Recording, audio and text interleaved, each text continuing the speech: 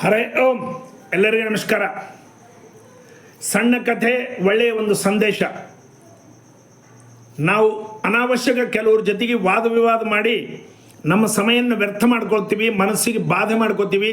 ಅದು ಬಂಧು ಮಿತ್ರರ ಜೊತೆಗೆ, ನಮ್ಮವ್ರ ಜೊತೆಗೆ, ರಾಜಕೀಯ ಕ್ಷೇತ್ರ, ಧಾರ್ಮಿಕ ಕ್ಷೇತ್ರ, ಅಧ್ಯಾತ್ಮ ವಿಷಯಗಳು, ಈ ರೀತಿ ಅನಾವಶ್ಯಕ ವಾದ ಮಾಡಬಾರ್ದು ಅಂತೇಳಿ ಹೇಳ್ತಾರೆ.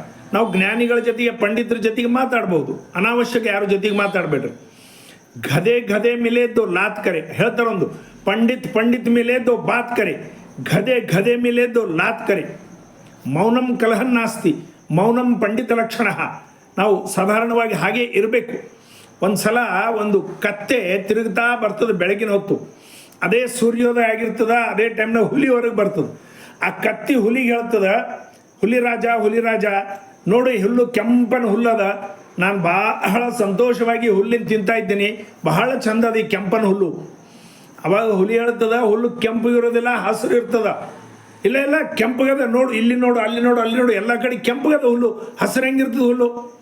ಅರೆ ಹುಚ್ಚದೇನು ಕೆಂಪಗಿರ್ತದ ಹುಲ್ಲು ಅಂತ, ಅದು ಹಸಿರು ಇರ್ತಂತ ಹುಲಿ.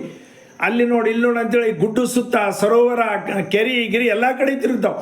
ಎಲ್ಲೆಲ್ಲಿ ಹೋಗ್ತಾವೋ, ಎಲ್ಲೆಲ್ಲಿ ಹುಲ್ಲು ಇರ್ತದೋ ಅಲ್ಲೆಲ್ಲ ಕತ್ತಿ ಹುಲ್ಲಿನ ಕೆಂಪಂಬದು, ಹುಲಿ ಏನಪ್ಪ ಅಂದ್ರೆ ಹಸಿರು ಅಂಬೋದು. ಸಾಯಂಕಾಲದವರೆಗೆ ಇಬ್ಬರಿಗೆ ಊಟ ಇಲ್ಲ, ವಾದ ವಿವಾದ ಹೀಗೆ ನಡೀತದೆ.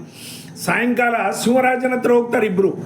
ಅವಾಗ ಹೇಳ್ತಾರೆ, ಶಿವರಾಜ, ಈ ಕತ್ತಿಗೆ ಬುದ್ಧಿ ಇಲ್ಲ, ಇದು ಹುಲ್ಲಿನ ಕೆಂಪು ಅಂತದ, ಹುಲ್ಲು ಹಸಿರು ಇರ್ತಲ್ಲ, ನೀನೇ ಹೇಳು, ನ್ಯಾಯ ಹೇಳು ಅಂತ ಹೇಳಿದಾಗ ಶಿವರಾಜ ಇಬ್ಬರಿಗೆ ಕೂಡಿಸಿ ಹೇಳ್ತಾನ, ಹುಲ್ಲು ಕೆಂಪು ಇರ್ತದ, ನಾನು ನೋಡಿನಿ, ಕತ್ತಿ ಹೇಳೋದೇ ಕರೆಕ್ಟು, ಹುಲ್ಲು ಕೆಂಪು ಇರ್ತದೆ, ಹಸಿರು ಹೆಂಗಿರ್ತದೆ ಹುಲ್ಲು?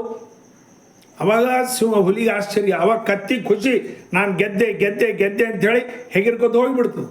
ಅವಾಗ ಹುಲಿ ಕೇಳ್ತದ, ಶಿವರಾಜ, ನೀನು ಸಹಿತ ಹೀಗೆ ಹೇಳಿದಿ, ಆ ಕತ್ತಿಗಂದ್ರೆ ಬುದ್ಧಿ ಇಲ್ಲ, ಹುಲ್ಲಿನ ಕೆಂಪಂತದ, ನೀನು ಸಹಿತ ಕೆಂಪಂದ್ರೆ ಹೆಂಗಪ್ಪ ಅಂತ ಹೇಳಿದ್ರೆ ಅದು ಹೇಳ್ತದ, ನೀನು ಮೊದಲು ನಿನಗೊಂದು ಪನಿಷ್ಮೆಂಟ್, ನಿನಗೊಂದು ಶಿಕ್ಷಾ, ನೀನು ಈ ಗುಡ್ಡ ಸುತ್ತ ತಿರುಗಿ ಬಾ, ನಂತರ ನಿನಗೆ ಹೇಳ್ತೇನೆ ಇದ್ರ ಉತ್ತರ.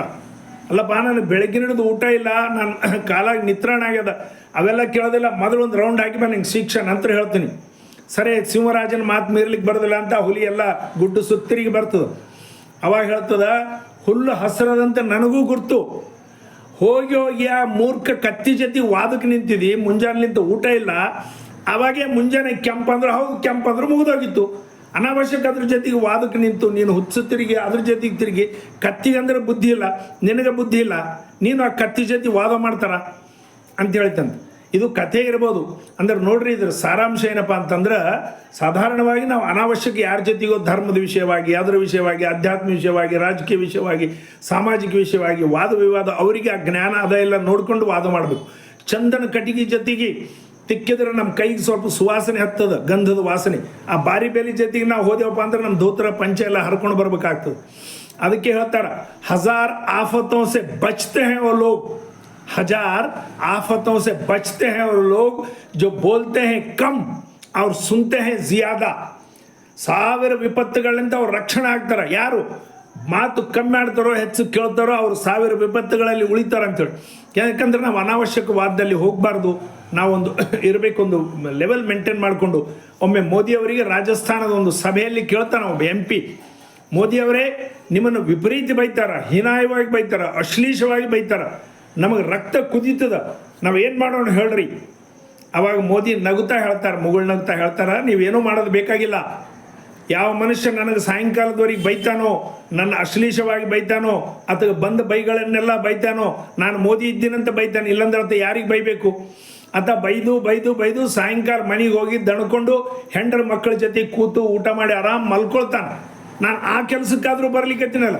ಒಬ್ಬ ವ್ಯಕ್ತಿ ಸಾಯಂಕಾಲದವರೆಗೆ ನನ್ನ ಬೈದು ಮನೆಗೆ ಹೋಗಿ ಹೆಂಡ್ರ ಮಕ್ಕಳ ಜೊತೆ ಊಟ ಮಾಡಿದ್ರೆ ಅವ್ನಿಗೆ ನಿದ್ದೆ ಬರ್ಲಿಕ್ಕತ್ತಂದ್ರೆ, ನಾನು ಆ ಕೆಲಸಕ್ಕಾದರೂ ಬರ್ಲಿಕ್ಕತ್ತೀನಿ, ಅದಕ್ಕೋಸ್ಕರ ನೀವೇನು ಅವರಿಗೆ ರೆಸ್ಪಾನ್ಸ್ ಕೊಡಬೇಡ್ರಿ ಅಂತೇಳಿ. ನೋಡಿದ್ರೆ ಸಾರ್ ಏನಪ್ಪ ಅಂತಂದ್ರೆ, ಅನಾವಶ್ಯಕ ಯಾರ ಜೊತೆಗೆ ನಾವು ಇದು ಮಾಡಬಾರ್ದು.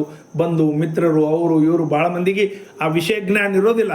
ನಾವು ಅವ್ರ ಜೊತೆಗೆ ವಾದ ವಿವಾದ ಮಾಡಿ ದುಶ್ಮನಿ ಕಟ್ಕೋಬೇಕಾಗ್ತದೆ. ಸರಿಯಪ್ಪ, ನಿಂದೆ ಕರೆಕ್ಟ್ ಅಂತೇಳಿ ಹಿಂದಕ್ಕೆ ಸರಿಯೋದು ಬಹಳ ಒಳ್ಳೆಯ ಪದ್ಧತಿ. ನಾವು ಜ್ಞಾನಾರ್ಜನೆ ಮಾಡ್ತಾ ಇರಬೇಕು, ನಾವು ಅನೇಕ ವಿಷಯಗಳನ್ನು ತಿಳ್ಕೊಳ್ತಾ ಇರಬೇಕು. ಇವತ್ತಿನ ಅನೇಕ ಮಾಧ್ಯಮಗಳು, ಎಲೆಕ್ಟ್ರಾನಿಕ್ ಮಾಧ್ಯಮದಿಂದ ಬಹಳ ಜ್ಞಾನಾರ್ಜನೆ ಆಗ್ತದೆ. ಆ ರೀತಿ ಜ್ಞಾನಾರ್ಜನೆ ಆಗೋಣ, ನಾವು ಸಿಂಹದ ಥರ ಬದುಕೋಣ. ಆ ರೀತಿ ನಾವು ಕತ್ತಿ ಆಗೋದು ಬೇಡ. ಭಾರತ್ ಮಾತಾ ಕಿ ಜೈ. ಎಲ್ಲರಿಗೆ ತಲೆಬಾಗಿ ನಮಸ್ಕರಿಸುತ್ತಿದ್ದೇನೆ.